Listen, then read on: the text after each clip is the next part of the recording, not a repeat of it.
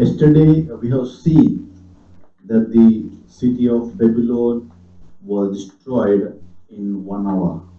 నిన్నటి దినాన బబులోను దేశము ఏ విధముగా ఒక్క గంటలో నాశనం అయిపోయిందో మనం చూస్తున్నాం. And those who are in control of various parts of the economic system, they also mourn at the Babylon's fall. ఎవరైతే ఆ మహాపట్టణంతో పొంతు కలిగి ఉన్నారో వాళ్ళ ఆర్థిక విషయాల్లో లేకపోతే వాళ్ళ దేశ విషయాలలో ప్రభుత్వ విషయాలు ఏ విషయంలో పొత్తు కలిగి ఉన్నా కానీ వాళ్ళు ఆ మహాబబులోను కూలిపోవడం చూసి ఎంతో దుఃఖిస్తూ చింతిస్తూ రోధిస్తూ ఉన్నారు. Even the political leaders will also mourn because of they were getting the wealth of the Babylon and it was completely destroyed. వివిధ దేశాల రాజకీయ నాయకులు కూడా ఈ మహాబబులోను బట్టి వాళ్ళకు ఒక స్థానం లేకపోతే వాళ్ళు రాజ్యంలో వాళ్ళ కలిగిన సిరి సంపదలు పోయినాయి అని చెప్పి వాళ్ళు దుఃఖిస్తా ఉన్నారు. So even the merchants will mourn because of the Babylon's greatest customer for their goods have been gone. వర్తకులు మాకెంతో వ్యాపారము తెచ్చి పెడుతున్న ఈ మహాబబులోను కూలిపోయేనే అని చెప్పి వాళ్ళు కూడా ఎంతో దుఃఖిస్తా ఉన్నారు. So there was a lament over the Babylon's destruction. బబులోను దేశము కూలిపోవటాన్ని బట్టి విలాపమును మనం చూస్తా ఉన్నాం. So continued the prophecy against the merchants of the Babylon. బబులోనులో ఉన్న వర్తకులను బట్టి ప్రవచింపబడిన వాక్యము ఇక్కడ నెరవేరుతా చూస్తున్నాం. So the list of various merchandise we have seen in verse 11 to 14. 18వ అధ్యాయము 11వ వచనం నుంచి 14వ వచనం వరకు ఏ రకమైన వర్తకాలు ఆ కాలంలో జరుగుతా ఉన్నాయో అవన్నీ విషయాలలో వాళ్ళు దెబ్బతిన్న వాళ్ళుగా ఉంటూ అక్కడ పట్టికను మనం చూసినాం. So we can see in this verse that people had become commodities. అంటే వాళ్ళు మనుషులను కూడా వాళ్ళు ఒక వస్తువులను అమ్ముకున్నట్టు చూసినాం. It says bodies and souls of men were sold as slaves to Babylon. బబులోనునకు దాసులుగా మనుషులను వారి ప్రాణములను కూడా వాళ్ళు అక్కడ క్రయ విక్రయం చేసినారు.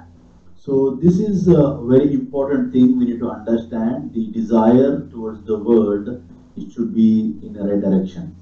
దీన్ని బట్టి చూస్తే మనకు ఈ లోకము పట్ల ఉన్న అంటే ప్రాముఖ్యతను మనం తీసి సరి అయిన విధానంలో దేవుని వైపు మనం తిరగాలి. So people of Babylon, they had the great desires on the non-essential luxuries.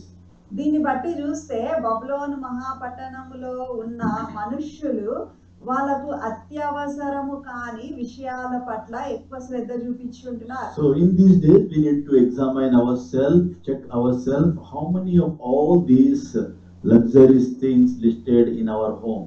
అయితే ఈ పట్టికలో ఉన్న ఎన్ని విషయాలు మన ఇండ్లలో మనం తెచ్చిపెట్టుకున్నాము అని మనం ఒకసారి గమనించాలి. So God's people should not live for money, we should live for God. మనము దేవుని బిడ్డలము, మనము ఈ లోకంలో ఉన్న ఈ డబ్బు ధనము వాటి కొరకు మనము ఎక్కువ ప్రాముఖ్యత ఇవ్వకూడదు కానీ దేవుని కొరకు జీవించాలి. So money is worthless in eternity. నిత్యత్వంలో డబ్బు మనకు అక్కరకు రాదు. It is good to earn the money to take care of our family needs. మన కుటుంబ పరిస్థితులను లేకపోతే అవసరాలను తీర్చడానికి మనకు డబ్బు అవసరం కాబట్టి దాని కొరకు సంపాదించవచ్చును. That's why God wants us to work for taking care of our families. మన కుటుంబాలను పోషించే దాని కొరకు పని చేసి కష్టపడి డబ్బులు సంపాదించాలని దేవుడు కూడా చెప్తా ఉన్నాడు. And he also tells us to manage money very well. మనకు దేవుడు ఇచ్చిన అప్పగించిన ధనాన్ని సరి అయిన విధానంలో ఖర్చు పెట్టాలని కూడా దేవుడు చెప్తా ఉన్నాడు. So verse 12 and 13 it gives some of the material things listed here. ఇక్కడ 12-13 వచనాలలో అంటే విషయాలు వస్తు రూపకమైన విషయాలు ఇక్కడ రాయబడి ఉన్నాయి. So there were precious stones and pearls and fine linen, purple silk and scarlet clothes. ఇక్కడ దంతపు వస్తువులు, మిక్కిలి విలువగల కర్ర, ఇత్తడి, ఇనుము, చలువరాళ్ళు, దాల్చిని చెక్క, ఓమము, ధూపద్రవ్యము, సాంబ్రాను, అత్తరి, ద్రాక్షారసము ఇవన్నీ ఇక్కడ రాయబడి ఉన్నాయి. So purple is very important things we already studied in the book of Acts chapter 16 verse 14. అపోస్తలుల కార్యము 16:14లో ఈ ఊదా రంగును గురించి మనము తెలుసుకొని ఉన్నాం. If you read that verse, you will find that now a certain woman named Lydia heard. She was the seller of purple from the city of Thyatira, who worshipped God, and the Lord opened her heart to heed the things spoken by Paul. అపోస్తల కార్యములు 16వ అధ్యాయము 14వ వచనంలో, అప్పుడు లూదియాయను దైవభక్తి గల యొక్క స్త్రీ వినుచుండెను. ఆమె ఊదారంగు పొడిని అమ్ము తుయతైర పట్టణస్థురాలు. ప్రభువు ఆమె హృదయం తెరిచెను గనుక పౌలు చెప్పిన మాటల యందు లక్ష్యముంచెను. So this dyed with purple is extracted from the shellfish. ఇది ఒక సముద్రంలో ఉన్న ఒక చేప నుండి ఈ రంగు తీయబడతా ఉంది. And Lydia was a seller of such costlier things or expensive garments. ఇది ఎంతో ఖర్చుతో వచ్చేది, అంటే ఎక్కువ ధర పలికే రంగు. అయితే ఆ రంగుల వ్యాపారము ఈ లూదియా అనే స్త్రీ చేసేది. This is the distinctive mark of these Caesars was their purple robes. కైసరు ఈ ఊదా రంగు వస్త్రములు ధరించేవాడు. అయితే ఆ రంగు ఆయనను గుర్తు చేస్తా ఉంది. And also we can see here the wood. ఇక్కడ ఒక మనము కాస్ట్లీ వుడ్. ఇక్కడ ఎంతో ధర మిక్కిలి విలువ గల కర్ర. This wood has come from the North Africa. ఇది ఆఫ్రికా, నార్త్ ఆఫ్రికాలో, ఆఫ్రికా ఖండంలో నుంచి అది తేబడుతున్నది. That is a citron wood. అది సిట్రాన్ వుడ్ అంట. And because of this color it is very valuable. అంటే దీని రంగును బట్టి దీని విలువ అంటే చాలా ఎక్కువ ధర పలుకుతా ఉంది. This wood used to make a very beautiful furnitures in the Rome's time. ఆ రోమన్ సామ్రాజ్యంలో చాలా చక్కటి పనిముట్లు, లేకపోతే కుర్చీలు, లేకపోతే మంచాలు, అట్లాంటి ఇంట్లో ఉన్న విషయాలు వాళ్ళు చేయించుకునే వాళ్ళు. And even we can see the word called marble in verse 12. ఇక్కడ చలువరాళ్ళు అని ఉంది. So marble are imported from Africa, Egypt and Greece. ఈ చలువరాళ్ళు కూడా ఐగుప్తు నుంచి, గ్రీసు నుంచి, ఆఫ్రికా నుంచి తెప్పించుకునే వాళ్ళు. They used this marbles to build Roman buildings. రోమా సామ్రాజ్యంలో వాళ్ళు కట్టించుకునే ఆ భవనాలు, భవంతులు ఈ చలువరాళ్ళతో చాలా చక్కగా కట్టించుకునే వాళ్ళు. And we can see the spice of incense, myrrh and frankincense. ఇక్కడ సువాసనను ఇచ్చే ధూప ద్రవ్యములు, అత్తరు, సాంబ్రాణి, ఓమము లాంటివి చూస్తున్నాం. So this we have seen during the Christmas season. We talk about all these items. మనము క్రిస్మస్ పండుగ సందర్భంలో కూడా ఈ సాంబ్రాణి ఇట్లాంటి విషయాల గురించి మాట్లాడుకుంటాం. Okay, and verse 13 it says they use the bodies and the souls of men as a commodity. ఇక్కడ 13వ వచనములో దాసులను, మనుష్యుల ప్రాణములను ఇక మీదట ఎవడును కొనడు. So actually a long time ago this was banned by the civilized nations of the world. ఈ భూమి మీద అనేక దేశాలు వాళ్ళు ఇట్లాంటి పరిస్థితిని వాళ్ళు ఆపేసి నిలిపివేసి ఉంటున్నారు. This is called the slave trade. అయితే ఈ బానిస వ్యాపారాన్ని ఆపివేసి ఉన్నారు. And this is going to reappear during the Antichrist reign. అంత్యక్రీస్తు సామ్రాజ్యంలో ఇట్లాంటి విషయాలు మళ్ళీ మొదలైతాయి. So Antichrist corrupt commercial system will again introduce the slave trade. అయితే ఈ అంత్యక్రీస్తు వాడి దుర్వ్యాపారంలో ఇట్లాంటివన్నీ మళ్ళీ తీసుకువచ్చి మనుషులను క్రయ విక్రయం చేస్తూ ఉంటాడు. Verse 14 to 16. 14 నుంచి 16 వరకు. Let's read today from 14 onwards. 14 నుంచి చదువుదాం.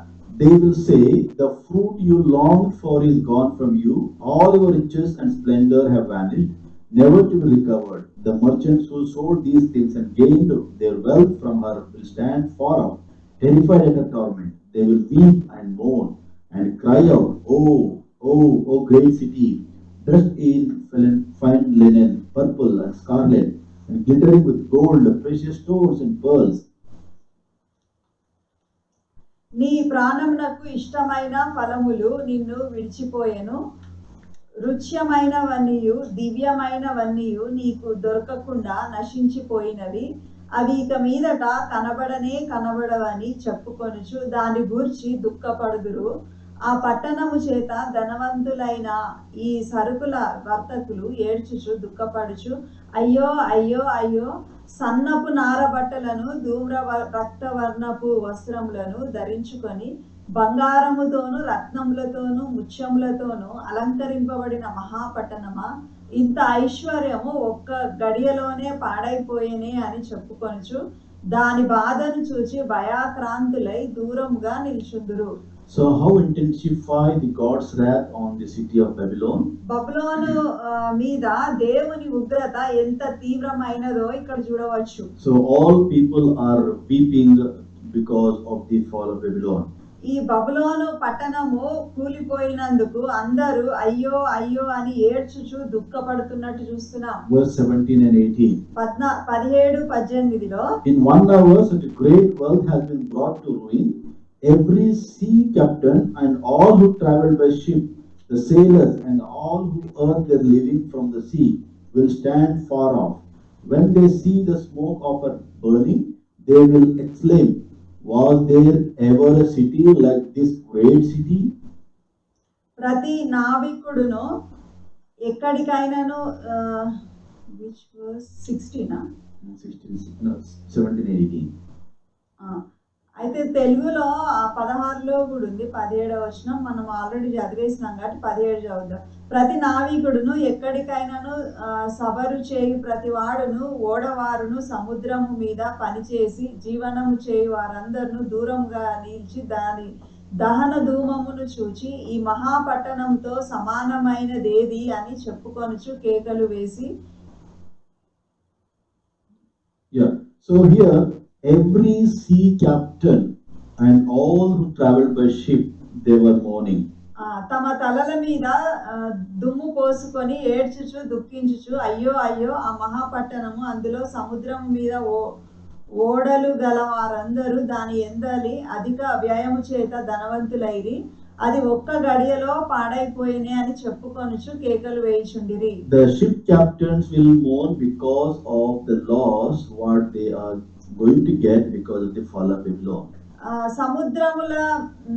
సముద్రముల మీద ఓడలు గల వారందరూ కూడా ఆ మహాబబులోను పాడైపోయిందని, వాళ్ళకి ఎంతో నష్టం కలిగిందని ఏడుస్తా ఉన్నారు. Because ship captains, they were transporting the goods with a very profitable price, and this is going to be fall. సముద్రము మీద ఓడలు గల వారు వర్తకం కొరకు ఈ మహాబబులోను నుండి సరుకులు రవాణా చేయడము చాలా లాభము సంపాదించినారు ఇప్పటిదాకా. అయితే ఇప్పుడు అంత లాభము ఒక్క గంటలో పోయింది అని వాళ్ళు బాధపడతా ఉన్నారు. So they will have nothing, no goods to transport and charge more money. ఈ మహాబబులోను పట్టణము మొత్తం పట్టణమంతా నాశనం అయిపోయింది కాబట్టి, కూలిపోయింది కాబట్టి ఇంకా వాళ్ళకు దాంతో వర్ధకం చేయడానికి పరిస్థితే లేదు. See the reaction, how when they see the smoke of her burning, they will exclaim, "Was there ever a city like this great city?" అయితే సముద్రం మీద పనిచేసి జీవనం చేయు వారందరూ దూరముగా నిలిచి దాని దహన ధూమమును చూచి ఈ మహాపట్టణంతో సమానమైనదేది అని చెప్పుకొనుచు కేకలు వేసి. Verse 19.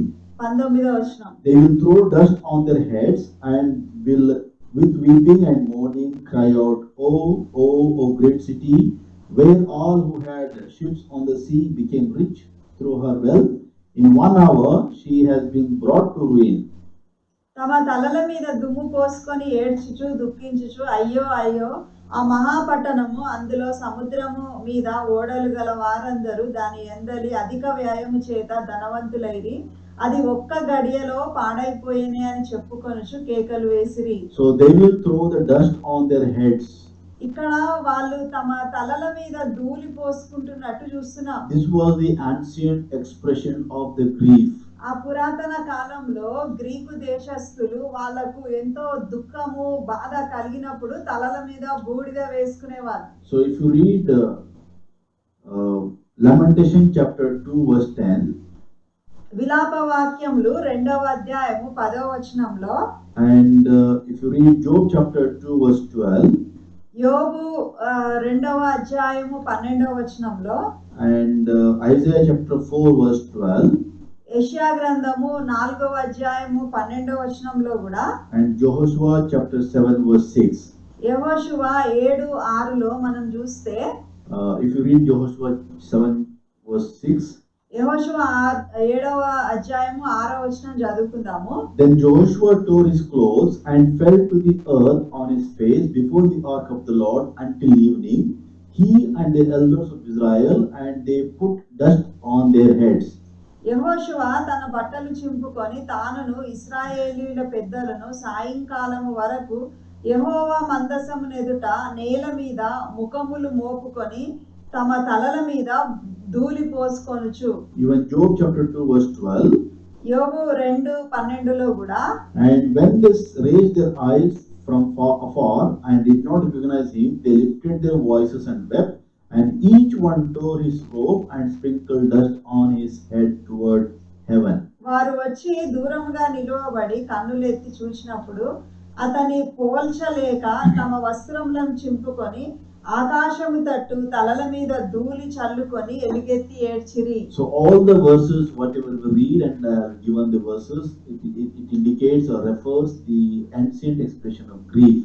నేను ఇంతకు ముందు ఇచ్చిన ఆ రెఫరెన్సెస్ అన్నీను మళ్ళీ 2 వచనాలు చదివినాం కదా, ఇవన్నీ ఆ గ్రీకు రాజ్యములో లేకపోతే ఆ పురాతన కాలములలో వాళ్ళు ప్రలాపిస్తున్నప్పుడు దుఃఖిస్తున్నప్పుడు తలల మీద బూడిద ధూళి చల్లుకొని అట్లా చూపించేవాళ్ళు. So here also the people, they were throwing the dust on their heads and showing their grief, how much they grieve because of the fall of Babylon. బబులోను రాజ్యము కూలిపోయినప్పుడు వాళ్ళు ఎంత దుఃఖపడుతున్నారో వాళ్ళు తలల మీద ధూళి వేసుకొని వాళ్ళు అంటే వాళ్ళ శోకాన్ని అట్లా చూపిస్తున్నారు. And in 1 hour she has been brought to ruin. ఒక్క గడియలోనే పాడైపోయేనే అని చెప్తున్నారు. So very brief and very swift judgment from God we can see here. ఇక్కడ దేవుడు ఎంతో తక్కువ కాలంలో ఇంత గొప్పగా నాశనము ఆ పట్టణం మీదకి తీసుకొని వచ్చున్నాడు. Quick destruction of the city of Babylon. శీఘ్రముగా నాశనం అయిపోతా ఉంది బబులోన్ మహాపట్టణం. Verse 20. 20వ వచనం, Rejoice over her, O heaven, rejoice, saints and apostles and prophets. God has judged her for the way she treated you. పరలోకమా పరిశుద్ధులారా, అపోస్తలులారా, ప్రవక్తలారా దాని గూర్చి ఆనందించుడి. ఏలయనగా దాని చేత మీకు కలిగిన తీర్పుకు ప్రతిగా దేవుడు ఆ పట్టణమునకు తీర్పు తీర్చి ఉన్నాడు. So the angel will exhort the tribulation martyr to rejoice. అయితే ఇక్కడ దేవదూత మహాశ్రమల కాలంలో పరిశుద్ధులు పడిన ఆ కష్టాలను బట్టి వాళ్ళకు ఇక్కడ మాట్లాడుతా ఉంది. So the angel saying, rejoice over her, O heaven, rejoice, saints, apostles and prophets. ఇక్కడ పరలోకమా పరిశుద్ధులారా, అపోస్తలులారా, ప్రవక్తలారా దాని గురించి ఆనందించుడి. So rejoice not because of the death of the fallen Babylon or the quick doom of fallen Babylon. అంటే ఇక్కడ ఆనందించుడి అనంటే బబులోన్ పట్టణం నాశనం అయిపోయింది, చాలా శీఘ్రంగా నాశనం అయిపోయింది అని అట్లా ఆ నాశనం గురించి కాదు కానీ, but the angel was telling to rejoice because the God is righteous God and he will judge everything in justice. ఈ దేవదూత వాళ్ళకి ఏం జ్ఞాపకం చేస్తుందంటే మన దేవుడు న్యాయవంతుడు, ఆయన సర్వము న్యాయముగా జరిగించువాడు అని చెప్పి దేవుని బట్టి ఆనందించండి అని చెప్తా ఉంది. So God's righteousness, justice is going to prevail on this day, and because of that we need to rejoice. అంటే ఈ బబులోను కూలిపోయిన ఈ దినాన దేవుని న్యాయము, దేవుడు ఎంత చక్కగా భూమి మీద ఆయన న్యాయము జరిగిస్తా ఉన్నాడు అన్న దాన్ని బట్టి ఆనందించమని దేవదూత చెప్తా So ఉన్నారు. the angel has given the reason also. God had judged her for the way she treated you. ఏలయనగా దాని చేత మీకు కలిగిన తీర్పుకు ప్రతిగా దేవుడు ఆ పట్టణమునకు తీర్పు తీర్చి ఉన్నాడు. Verse 21. 21వ వచనం. Then a mighty angel picked up a boulder the size of a large millstone and threw it into the sea and said, with such violence the great city of Babylon will be thrown down, never to be found again. తర్వాత బలిష్ఠుడైన యొక్క దూత గొప్ప తిరుగటి రాయి వంటి రాయి ఎత్తి సముద్రంలో పడవేసి, ఈలాగు మహాపట్టణమైన బబులోను వేగముగా పడద్రోయబడి ఇక ఎన్నటికి కనబడకపోవును. So here the angel, the mighty angel, picked up a boulder the size of the large millstone. ఇక్కడ బలిష్ఠుడైన ఒక దూత గొప్ప తిరుగటి రాయి వంటి రాయి ఎత్తి సముద్రంలో పడవేసి. So this is the heavy stone used to grind grain. అయితే ఇక్కడ ఈ తిరుగలి రాయి ఇక్కడ చూస్తా ఉన్నాం. And here it says they will throw it into the sea. అంటే ఆ రాయిని తీసి సముద్రంలో పడవేస్తా ఉన్నారు. And is going to be thrown down, never to be found again. ఇది పడేసి మళ్ళీ కనబడకపోవును అని ఉంది. ఎప్పటికీ కనబడకపోవును. So you can see the violence of Babylon's overthrown permanently. అంటే ఇక్కడ మహాబబులోను అక్కడ ఎంతో భయంకరమైన రీతిలో పడద్రోయబడుతూ చూస్తా ఉన్నాం. It is a permanent destruction of the city of Babylon. ఇది ఇక ఎన్నటికి అంటే ఎప్పటికీ కూడా నాశనంగానే ఉంటుంది. And verse 22. 22వ వచనం. The music of harpists and musicians, flute players and trumpeters will never be heard in you again. No workman of any trade will ever be found in you again. The sound of millstone will never be heard in you again. నీ వర్తకులు భూమి మీద గొప్ప ప్రభువులై ఉండిరి. జనములన్నీయు నీ మాయా తంత్రముల చేత మోసపోయిరి. కావున వైనికుల యొక్కయు గాయకుల యొక్కయు పిల్లన గ్రోవి ఊదు వారి యొక్కయు బూరలు ఊదు వారి యొక్కయు శబ్దము ఇక ఎన్నడును నీలో వినబడదు. మరి ఏ శిల్పమైనా చేయు శిల్పి ఎవడును నీలో ఎంత మాత్రమును కనబడడు. తిరుగటి ధ్వని ఇక ఎన్నడును నీలో వినబడదు.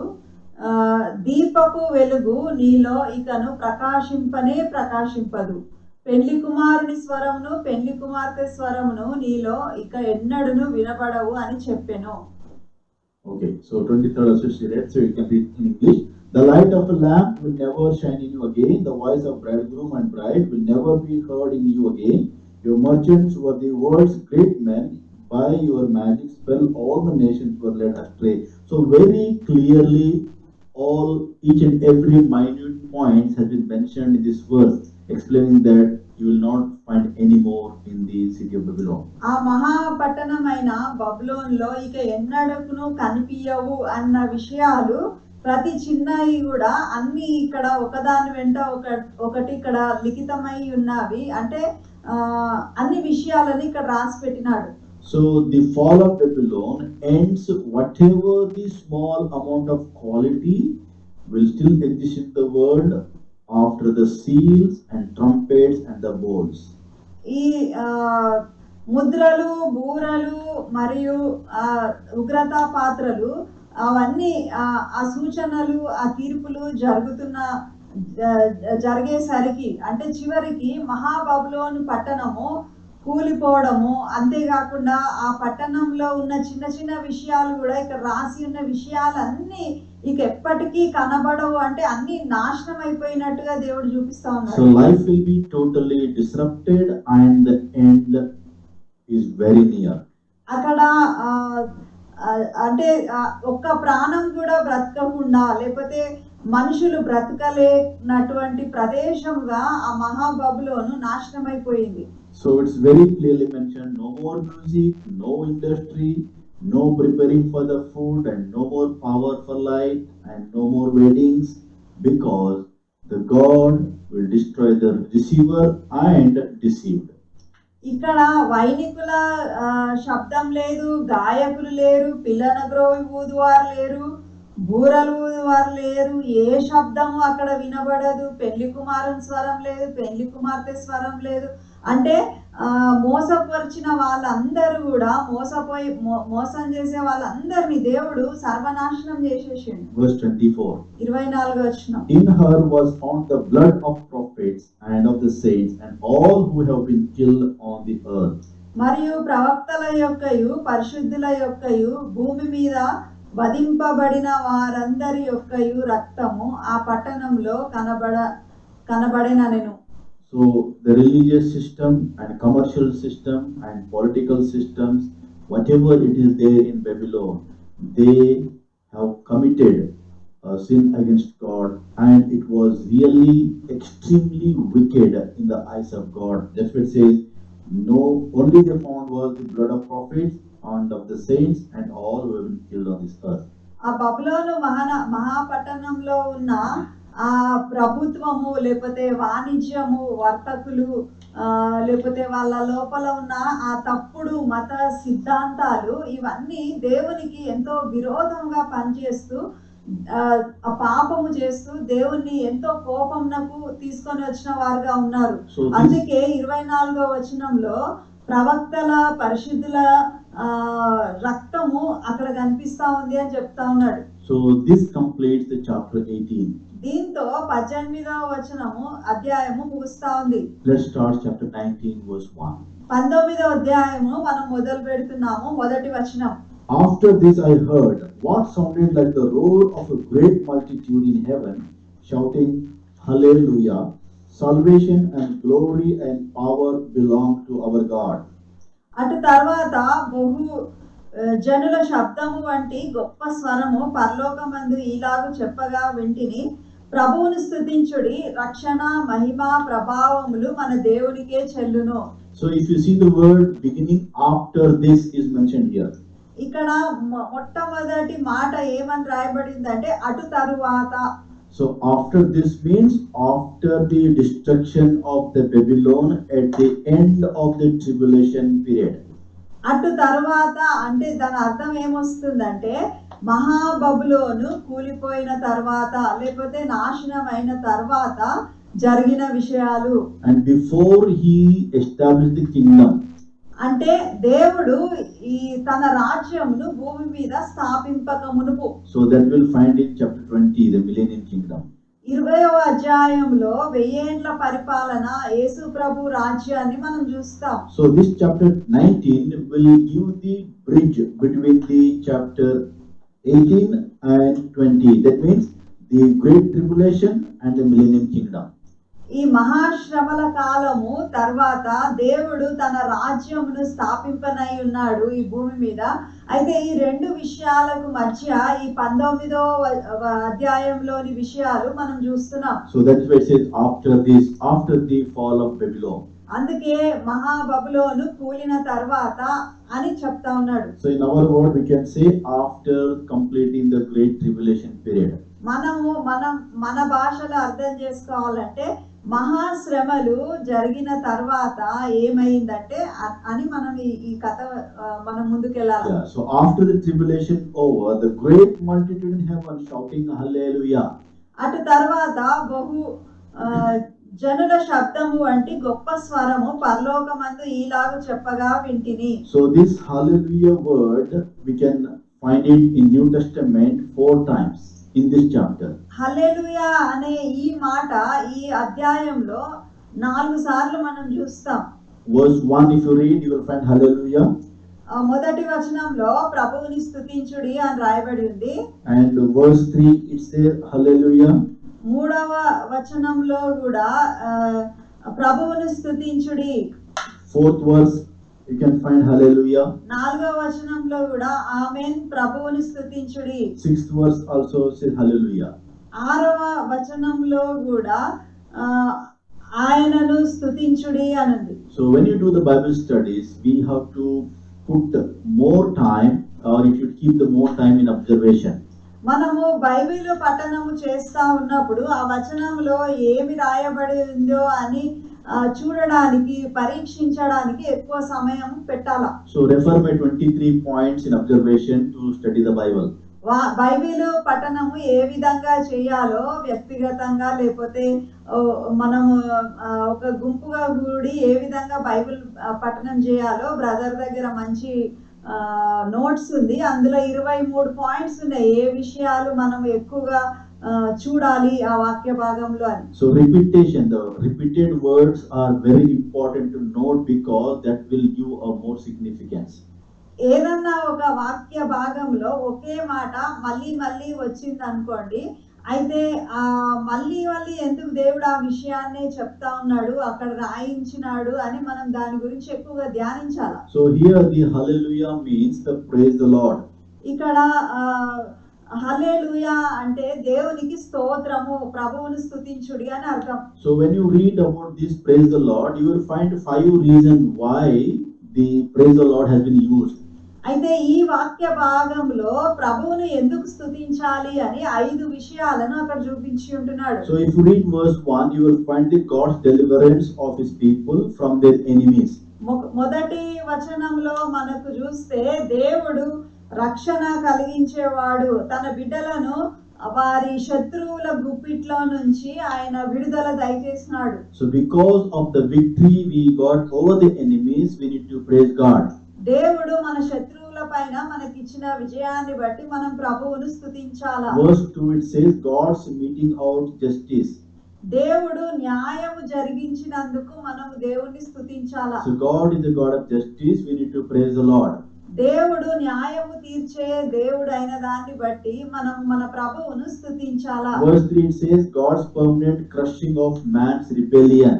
దేవుడు మనిషి దేవునికి విరోధంగా తిరిగి ఉన్నాడు, అయితే ఆ విరోధమును చితకగొట్టిన దాన్ని బట్టి మనం ప్రభువుని స్తుతించాలి. So permanent destruction of the rebellion, because of that we need to praise God. దేవుడు మనుష్యుని యొక్క తిరుగుబాటును సంపూర్ణంగా తీసివేసిన దాన్ని బట్టి ప్రభువును స్తుతించాలి. Fourthly we can find verse 6, the God's sovereignty. 6వ వచనంలో దేవుని సార్వభౌమ అధికారాన్ని బట్టి మనం ఆయనను స్తుతించాలా. And fifthly verse 7 it says the God's communion with his people. 7వ వచనంలో దేవునికి తన బిడ్డలతో కల సహవాసమును బట్టి మనం ప్రభువును స్తుతించాలా. So because of these 5 reasons we can see in the heavenly place praising the Lord, the hallelujah word has been used. ఈ పరలోకమందు ఎందుకు ఇట్లా ప్రభువుని స్తుతించుడి అంటున్నారంటే ఈ 5 కారణాలను బట్టి పరలోక స్థలములలో దేవునికి స్తుతులు మహిమలు చెల్లింపబడతా ఉన్నాయి. So I want to focus one thing from this chapter. ఈ అధ్యాయం మొత్తంలో ఒక విషయాన్ని మీకు ప్రాముఖ్యమైన విషయాన్ని చెప్పాలనుకుంటున్నాను. So praise is the heartfelt response to God by those who love him. స్తుతించడము అంటే మన మనసులో నుంచి దేవుణ్ణి గురించి మనం తెలుసుకుని ఆయన విషయాలు మనం చెప్పటం. The more you get to know God, మనం దేవుని గురించి ఎంత ఎక్కువగా తెలుసుకుంటామో, and the more you realize what he has done for you, ఆయన నా కొరకు ఏమి చేసి ఉన్నాడన్న విషయాన్ని నేను ఎంత ఎక్కువగా అర్థం చేసుకుంటే, the more you respond in the praise. అదే విషయాలను మనం దేవుని స్తుతించడంలో మనము ప్రతిస్పందించి ఆ విషయాలను స్తుతిస్తాం. So praise is at the heart of true worship. మనము నిజముగా ఆరాధన చేయాలి, నిజంగా దేవుని స్తుతించాలి అనంటే మన హృదయంలో దేవుని గురించిన విషయాలు నిండి ఉండాలి. So let your praise of God should flow out of your realization of who he is and what he has done for you. నా దేవుడు ఏమై ఉన్నాడు, ఆయన నా కొరకు ఏమి చేసి ఉన్నాడు అన్న విషయము మనం గ్రహించితే అవే విషయాలు మన నోట నుండి దేవునికి స్తుతి రూపంలో వస్తాయి. And express how much he loves you and how much you can love him. ఆయన నన్ను ఎంతగా ప్రేమిస్తున్నాడు, దేవుడు నన్ను ఎంతగా ప్రేమిస్తున్నాడు, నేను దేవుణ్ణి ఎంతగా ప్రేమిస్తున్నాను అనేదే ఈ స్తుతి. So it is very important to understand the praising the Lord is very, very important in our life. దేవుని స్తుతించడము మన జీవితంలో చాలా ప్రాముఖ్యమైన విషయము. And most of the people doesn't understand the difference between the praying and praising. Whenever you say praise the Lord, they start praying. చాలా మందికి ఈ స్తుతించడము, ఆరాధనకి, ప్రార్థనకి వ్యత్యాసం తెలియక వాళ్ళు ఆరాధన చేయండి అంటే ప్రార్థన మొదలు పెడతారు. So we need to understand the praying is different and the praising is different. ప్రార్థన, ఆరాధన మధ్యలో ఉన్న వ్యత్యాసాన్ని మనము బాగా గుర్తించి గమనించాలా. Praying is asking to God and praising is giving to God. చాలా చక్కగా చెప్పాలి అని అంటే ప్రార్థనలో మనం దేవుణ్ణి అడుగుతాము, ఆరాధనలో దేవునికి ఇస్తాం. So whatever he has done, whatever he is, we need to thank him from our heart. ఆయన ఏమై ఉన్నాడో, ఆయన నాకు ఏమి ఇచ్చి ఉన్నాడో దాన్ని బట్టి మనం దేవుని నోటితో దేవుని స్తుతిస్తాం. So here it says, after the tribulation period, we can see the sound. It was sounded like the roar of a great multitude in heaven. అటు తర్వాత అంటే మహాశ్రమల కాలము తర్వాత జరిగిన తర్వాత జనుల శబ్దము వంటి గొప్ప స్వరము పరలోకమందు ఇలాగ చెప్పగా వింటిని. And it says shouting. అంటే గొప్ప శబ్దము, జనుల శబ్దము, గొప్ప స్వరము అని కూడా ఉంది. Outburst of the praise we can see in heaven. గొప్ప స్వరము అంటే స్తుతి ఆరాధనలతో పరలోకం అంతా ప్రతిధ్వనిస్తా ఉంది. So we can see how magnificent volume of worship we can see in the heavenly place. పరలోకంలో ఇంత గొప్ప అంటే బహు జనుల శబ్దము దేవుని ఎంతో మహిమకరంగా ఆరాధిస్తా ఉన్నారు. So can we experience the clone of heaven in our churches in these days when we come for worship? మన సంఘాలలో ఆరాధనకు కూడుకొని ఉన్నప్పుడు పరలోకంలో ఇది ఒక భాగమా అని అనిపించేలా ఉందా? We don't want to shout in our church. మన సంఘంలో అస్సలు శబ్దమే రాకూడదు. We want to be very silent, close your mouth, come, attend and go. నోరు మూసుకొని రావాలా, నోరు మూసుకొని వచ్చిన వాళ్ళు వచ్చినట్టే పోవాలా. But it is mandatory that whenever you come into the presence of the Lord, we have to worship, because the worship is the one thing we are going to do in a heavenly place all the time. పరలోకంలో దేవుని సన్నిధానానికి వెళ్ళిన తర్వాత నువ్వు నిత్యము ఆరాధన చేస్తూ ఉండాలి కాబట్టి సంఘానికి వచ్చినప్పుడు నోరు మూసుకొని ఉండకూడదు, దేవుని స్తుతిస్తూ ఆయనను మహిమపరుస్తూ ఉండాలా. So praise is at the heart of our worship.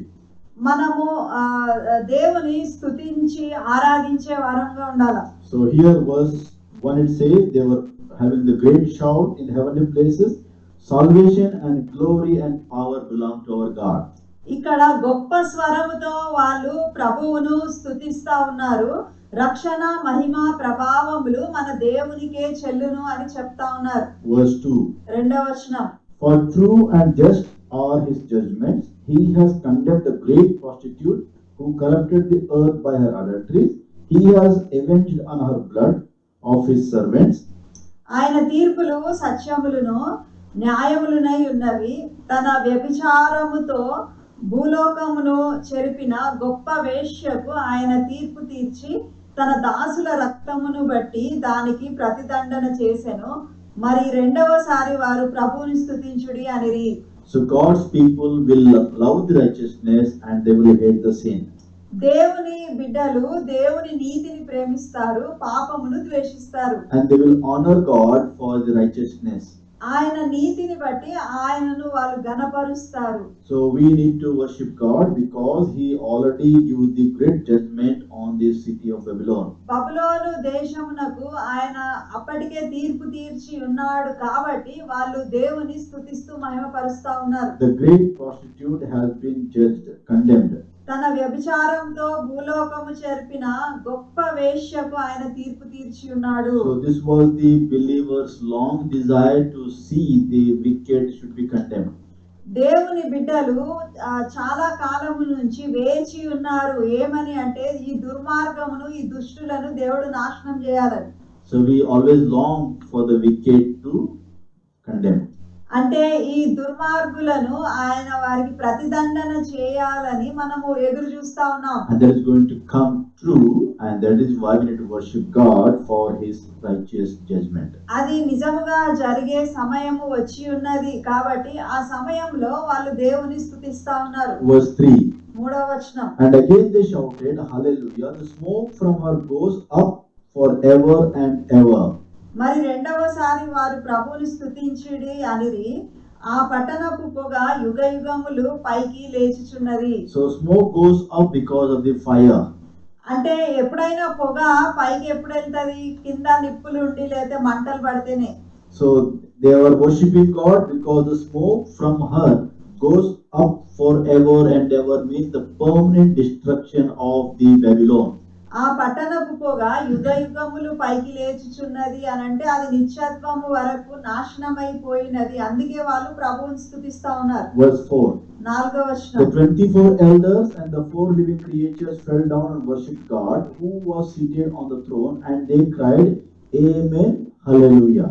అప్పుడు ఆ 24 పెద్దలను 4 జీవులను సాగిలపడి ఆమెన్ ప్రభువును స్తుతించుడి అని చెప్పుచు సింహాసనాసీనుడగు దేవునికి నమస్కారం చేసిరి. So 24 elders we already seen, and the 4 creatures are the cherubim we already seen. All together they fell down and worship God, and they say Amen.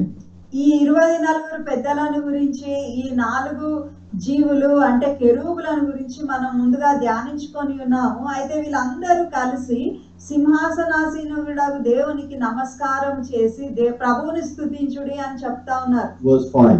5వ వచనం. Then a voice came from the throne saying, Praise our God, all you his servants, you who fear him, both small and great.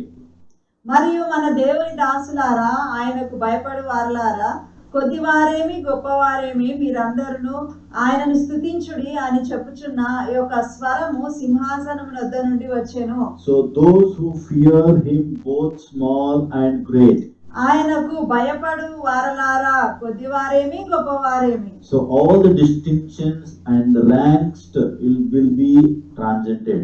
అంటే అక్కడ అన్ని వ్యత్యాసాలు అవన్నీ తీసివేయబడి వాళ్ళు ప్రభువును స్తుతిస్తా ఉన్నారు. All together we need to worship God. అందరము కలిసి ఏకకంఠంతో ప్రభువును స్తుతించాలి. No senior, no junior, no pastors, no members. All together we need to worship God in heavenly place. పరలోకంలో దేవుని ఆరాధనలో పాస్టర్ అని లేకపోతే సేవకుడు అని మెంబర్ అని లేదు, లేదా పెద్ద చిన్న అని లేదు. అందరూ కూడా దేవుని సన్నిధిలో సాగిలపడి ఆయనను స్తుతించి ఆరాధించాలి. Verse 6. 6వ వచనం. Then I heard what sounded like a great multitude, like the roar of rushing waters, and like loud peals of thunder, shouting, Hallelujah, for our Lord God Almighty reigns. అప్పుడు గొప్ప జనసమూహపు శబ్దమును, విస్తారమైన జలముల శబ్దమును, బలమైన ఉరుముల శబ్దమును పోలిన ఒక స్వరము, సర్వాధికారియు ప్రభువునగు మన దేవుడు ఏలుచున్నాడు, ఆయనను స్తుతించుడి. So this Almighty will appear 9 times. ఇక్కడ సర్వాధికారియు అని ఆయనను చెప్పబడినట్టు 9 సార్లు మనం చూస్తా ఉన్నాం. In the book of Revelation, 9 times the Almighty will appear, and that is the name of God. సర్వాధికారి అనే ఈ దేవుని నామమును 9 సార్లు ప్రకటన గ్రంథంలో మనం చూస్తాం. Title for God, Almighty God.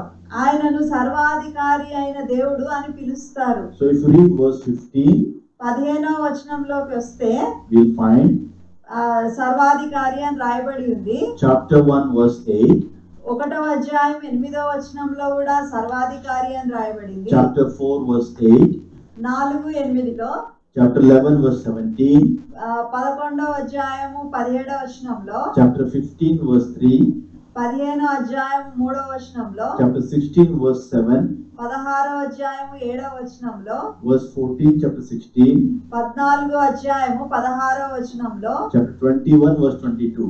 21వ అధ్యాయము 22వ వచనంలో. So all these 9 verses indicates the word Almighty. ఈ 9 స్థలాలలో, ఈ వచనాలలో మన దేవుడు సర్వాధికారి అని చెప్పబడింది. So our God is a God of Almighty, మన దేవుడు సర్వాధికారి అయి ఉన్నాడు. who reigns forever and ever. ఆయన నిత్యత్వమునకు ఏలువాడుగా ఉన్నాడు. And we need to understand the great attributes of God in order to worship Him. మనము దేవునిని స్తుతించాలి, ఆరాధించాలి అంటే ఆయన గుణగణాలను మనం తెలుసుకోవాలి. So read the word of God, find out the attributes of God, and express during the worship time. మనము ఆరాధన సమయంలో దేవుని గుణగణాలను, ఆయన ఏమై ఉన్నాడు, ఏమి చేస్తాడు అన్న విషయాలను మనము బాగా అర్థం చేసుకుంటే మనం బాగా ఆరాధన చేయగలుగుతాం. Worship should come from the heart and with realization that who God is and what He is doing in your life. మన ఆరాధన హృదయంలో నుంచి పొంగుకొని రావాలి. ఎందుకంటే మనము దేవుడు ఏమై ఉన్నాడు, ఆయన నా జీవితంలో ఏం చేసినాడు అని మనం అర్థం చేసుకోవాలి. So let us have the clone of worship session during our worship time in our churches. మన సంఘాలలో ఆరాధన సమయంలో పరలోకము కిందికి దిగి వచ్చిందా అన్నట్టుగా మన ఆరాధన సమయంలో దేవుని మహిమను చూడాలి. Let us practice and practice so that when we go to heaven we will not be tired and we will always need to worship with the angels, 24 elders and the 4 creatures.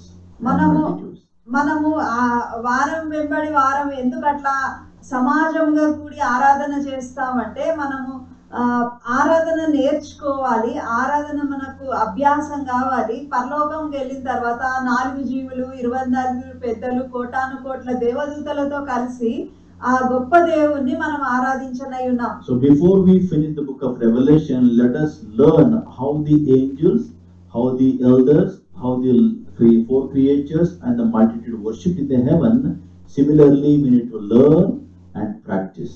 ఇక్కడ 4 జీవులు, 24 పెద్దలు, కోటాను కోట్ల దేవదూతలు ఎలాగా ఆరాధన చేస్తున్నారో ప్రకటన గ్రంథ ధ్యానాలలో మనం బాగా గమనించి చూచి నేర్చుకోవాలా. We'll be right back tomorrow with the next Facebook Live of this series, beginning with chapter 19, verse 7. రేపు ప్రకటన గ్రంథము 19:7 నుంచి ధ్యానించుకోవడానికి మరి ఒక ఫేస్బుక్ లైవ్ లో కలుసుకుందాం. Let us pray. ప్రార్థన